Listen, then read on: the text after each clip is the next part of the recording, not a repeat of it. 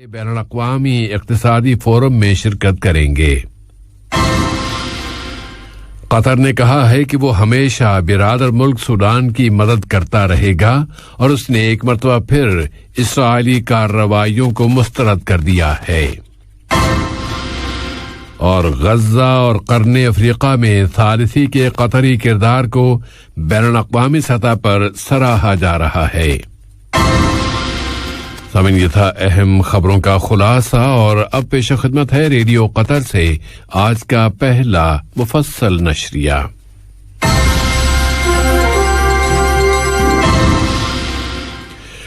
بسم اللہ الرحمن الرحیم۔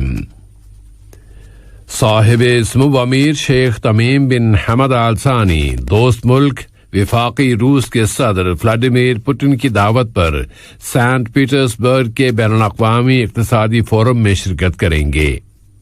یہ فورم 2 سے 5 جون سن 2021 تک منعقد کیا جائے گا، اور صاحب سمو امیر 4 جون کو ویڈیو کمیونیکیشن کے ذریعے اس فورم کے مرکزی اجلاس سے خطاب فرمائیں گے۔ صاحب سمو امیر شیخ تمیم بن حمد آل ثانی سے فرانس کی قومی اسمبلی میں فرانس قطر دوستانہ گروپ کے سربراہ جناب پاسکل برانڈو نے ملاقات کی ہے۔ اس ملاقات میں قطر اور جمہوریہ فرانس کے درمیان دوستانہ تعلقات و تعاون، اسے مزید فروغ دینے کے وسائل اور موجودہ علاقائی اور بین الاقوامی حالات و واقعات پر تبادلہ خیال کیا گیا۔ صاحب سمو امیر شیخ تمیم بن حمد آل ثانی نے جمہوریہ سوڈان کی عبوری خود مختار کونسل کے صدر جنرل عبد الفتاح البرہان کے نام ایک دستی خط ارسال کیا ہے۔ یہ خط 2 طرفہ تعلقات اور انہیں فروغ دینے کے وسائل سے متعلق ہے۔ نائب وزیر اعظم و وزیر خارجہ شیخ محمد بن عبد الرحمن آل ثانی نے الخرطوم میں وہاں کی عبوری خود مختار کونسل کے سربراہ کے ساتھ ایک ملاقات میں انہیں یہ خط پہنچایا۔ ملاقات کی ابتدا میں نائب وزیر اعظم و وزیر خارجہ نے صاحب سمو امیر کی جانب سے سوڈان کی عبوری کونسل کے سربراہ کو خیر سگالی کے جذبات پہنچائے، جن میں ان کی صحت و عافیت اور برادر سوڈانی عوام کی مزید ترقی و خوشحالی کی تمنا کا اظہار کیا گیا ہے۔ سوڈانی اہلکار نے بھی صاحب سمو امیر کے لیے ان کی صحت و سعادت اور قطری عوام کی مزید ترقی و خوشحالی کی تمناؤں پر مشتمل ایک پیغام نائب وزیر اعظم اور وزیر خارجہ کے سپرد کیا۔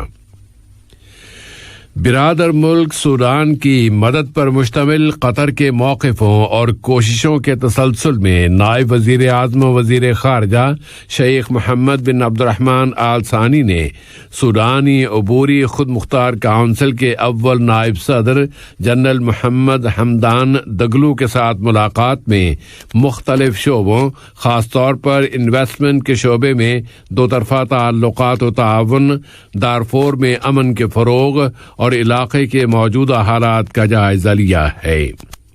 دونوں رہنماؤں نے دونوں ملکوں کے مشترکہ مفادات کی خاطر دونوں برادر ملکوں کے موقفوں میں ہم آہنگی کی برقراری کی خواہش پر زور دیا ہے۔ نائب وزیر اعظم و وزیر خارجہ نے الخرطوم میں وہاں کی وزیر اعظم ڈاکٹر عبداللہ حمدوک اور وزیر خارجہ ڈاکٹر مریم الصادق المہدی کے ساتھ بھی الگ الگ ملاقات کی ہے۔ ان ملاقاتوں میں 2 طرفہ تعلقات و تعاون اور علاقے کے موجودہ حالات پر بات چیت کی گئی۔ نائب وزیر اعظم و وزیر خارجہ شیخ محمد بن عبد الرحمن آل ثانی نے سوڈانی وزیر خارجہ ڈاکٹر مریم کے ساتھ مشترکہ اخباری کانفرنس میں کہا ہے کہ وہ صاحب سمو امیر کی جانب سے سوڈانی بھائیوں کے لیے مدد و حمایت کا پیغام لے کر آئے ہیں، اور ان کا دورہ الخرطوم قطر اور سوڈان کے برادر ملکوں اور عوام کے درمیان محبت، بھائی چارے اور 2 طرفہ برادرانہ تعلقات کا ایک حصہ ہے۔ نائب وزیر اعظم و وزیر خارجہ نے کہا کہ ان کا یہ دورہ دونوں ملکوں کے درمیان تعاون کے پہیے کو آگے بڑھانے کے وسائل اور دو طرفہ تعلقات کے فروغ کے طریقہ کار پر بحث کا ایک بہترین موقع ہے۔ انہوں نے زور دے کر کہا کہ قطر ہمیشہ برادر ملک سوڈان کی مدد کرتا رہے گا۔ سوڈان کی وزیر خارجہ ڈاکٹر مریم الصادق المہدی نے اس موقع پر قطر کے اس کردار کی تعریف کی ہے کہ اس نے سوڈان کا نام دہشت گردی کی سرپرستی کرنے والے ملکوں کی فہرست سے نکالنے کے لیے یہ اہم کردار ادا کیا ہے۔ دوحہ اور الخرطوم کے درمیان برادرانہ اور تاریخی تعلقات قائم ہیں، اور یہ تعلقات قطر کی اس خواہش کا مظہر ہیں کہ وہ اپنے سوڈانی بھائیوں کی ہر ممکنہ مدد کرتا رہے گا۔ مجلس شورا نے اس کے اسپیکر جناب احمد بن عبداللہ بن زید آل محمود کی صدارت میں ہونے والے اپنے اجلاس میں برادر فلسطینی عوام کی مدد و نصرت، مسجد اقصی اور القدس کی عربی حیثیت کے دفاع کے لیے صاحب سمو امیر کے موقفوں کی تعریف کی ہے۔ مجلس شورا نے غزہ کی پٹی پر اسرائیلی جارحیت رکوانے کے لیے قطر کے کردار کو بھی سراہا ہے۔ شورا نے اس کے انتخابی سسٹم سے متعلق ایک قانون کے اجراء کے لیے ایک بل پر بھی بحث کی ہے۔ شورا کے اسپیکر نے ملک میں شورائی نظام کو فروغ دینے اور ملک کے مستقل آئین کے مطابق قانون سازی اور نگرانی کے کاموں میں عوامی شرکت میں توسیع سے متعلق صاحب سمو امیر کے تصور اور ویژن کی تعریف کی ہے، اور اسی کی بنیاد پر صاحب سمو امیر نے یہ فیصلہ کیا ہے کہ اس سال اکتوبر کے مہینے میں مجلس شورا کے انتخابات کرائے جائیں گے، اور اس انتخابی نظام سے متعلق یہ قانونی بل صاحب سمو امیر کے فیصلے کو نافذ کرنے کی ایک بنیاد ہے۔ شورا نے بحث کے بعد یہ بل متعلقہ کمیٹیوں کے حوالے کر دیا ہے کہ وہ اس کی اسٹڈی کے بعد اپنی رپورٹیں مجلس شورا کو پیش کریں۔ قطر کی انسانی کوششوں کے تسلسل اور غزہ کی پٹی میں آفت کے شکار لوگوں کو بچانے کے لیے فوری مداخلت کی مہم میں قطر کی ہلال احمر سوسائٹی نے اعلان کیا ہے کہ وہ امدادی اشیاء، غذائی اشیاء، ادویات اور ہنگامی طبی ساز و سامان کی خریداری اور پھر برآمدات کے اقدامات مکمل کرنے کے قریب ہے، اور اس کا مقصد غزہ پر گزشتہ دنوں کی جانے والی اسرائیلی جارحیت میں متاثر ہونے والے لوگوں کی مدد کرنا ہے۔ امن اور استحکام کی مدد پر مشتمل قطر کے موقفوں کی بین الاقوامی ستائش میں یورپی پارلیمنٹ میں قطر یورپ دوستانہ گروپ کے سربراہ جناب جوزے رامن بوزا نے غزہ اور قرن افریقہ میں ثالثی کے قطری کردار کی تعریف کی ہے۔ انہوں نے کہا ہے کہ یہ کردار زیادہ خوشحال اور پرامن دنیا کے لیے قطر کی کوششوں کی عکاسی کرتا ہے۔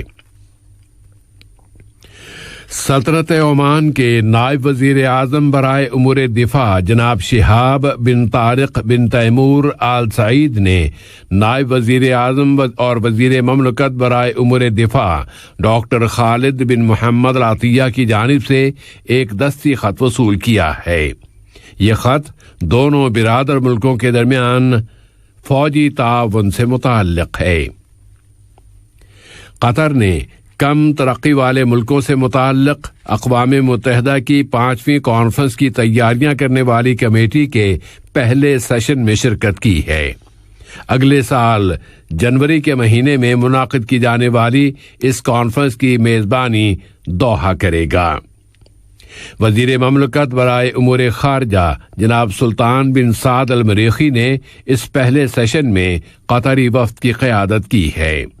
انہوں نے زور دے کر کہا ہے کہ قطر کم ترقی والے ملکوں کی مدد میں کبھی بھی کوئی دقیقہ فروغ گزاشت نہیں کرے گا۔ انہوں نے کہا کہ صاحب سمو امیر کم ترقی والے ملکوں اور موسمیاتی تبدیلیوں کا مقابلہ کرنے والے جزیروں پر مشتمل ترقی پذیر ملکوں کی مدد کے لیے $100 ملین کی رقم کا اعلان کر چکے ہیں۔ قطر کی ایک اور اچیومنٹ میں ورلڈ ہیلتھ اسمبلی نے قطر کی وزیر صحت ڈاکٹر حنان محمد الکواری کو اس اسمبلی کے 74ویں سیشن میں ورلڈ ہیلتھ اسمبلی کی نائب صدر منتخب کر لیا ہے۔ وزیر صحت نے صحت کی عالمی اسمبلی میں بحر روم کے مشرقی علاقے کی طرف سے دیے گئے اپنے بیان میں اس امر کی اہمیت پر زور دیا ہے کہ سیاسی اختلافات کو ایک جانب رکھتے ہوئے سب مل کر کورونا وائرس کا مقابلہ کریں۔ انہوں نے پرزور انداز میں کہا ہے کہ تمام ممالک کندھے سے کندھا ملا کر ہی اس وبا کو شکست دے سکتے ہیں۔ اور ملک میں کورونا وائرس کی تازہ ترین صورتحال بتاتے ہوئے وزارت صحت عامہ نے اعلان کیا ہے کہ ملک میں کورونا وائرس کے مزید 299 مصدقہ کیسز رجسٹر ہوئے ہیں اور اس مرض کے شکار مزید 3 بیمار وفات پا گئے ہیں۔ اس اعلان میں بتایا گیا ہے کہ مزید 354 بیمار اب صحت یاب ہو گئے ہیں۔ اس طرح یہاں کورونا سے شفا پانے والوں کی مجموعی تعداد اب 2,11,296 ہو گئی ہے۔ اس وائرس کے خلاف ویکسینیشن کی نیشنل مہم کے پروگرام میں اب تک اس ویکسین کی 2,300,000 سے زیادہ ڈوزز دی جا چکی ہیں۔ حمد جنرل اسپتال کے میڈیکل ڈائریکٹر ڈاکٹر یوسف المسلمانی نے لوگوں کے سفر اور کوارنٹینا سے متعلق ملک کی پالیسیوں کے مطابق اس شعبے میں کیے جانے والے فیصلوں کی تفصیلات بتائی ہیں۔ آج کا یہ نشریہ ختم ہونے سے قبل اہم خبروں کا خلاصہ ایک مرتبہ پھر پیش خدمت ہے۔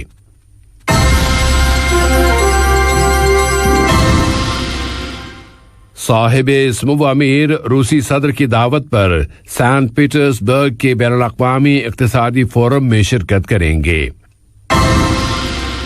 قطر نے کہا ہے کہ وہ ہمیشہ برادر ملک سوڈان کی مدد کرتا رہے گا اور اس نے ایک مرتبہ پھر اسرائیلی کارروائیوں کو مسترد کر دیا ہے۔ اور غزہ اور قرن افریقہ میں ثالثی کے قطری کردار کو بین الاقوامی سطح پر سراہا جا رہا ہے۔ ریڈیو قطر سے آج کا پہلا نشریہ اپنے اختتام کو پہنچا۔ اگلا نشریہ رات 7:30 بجے۔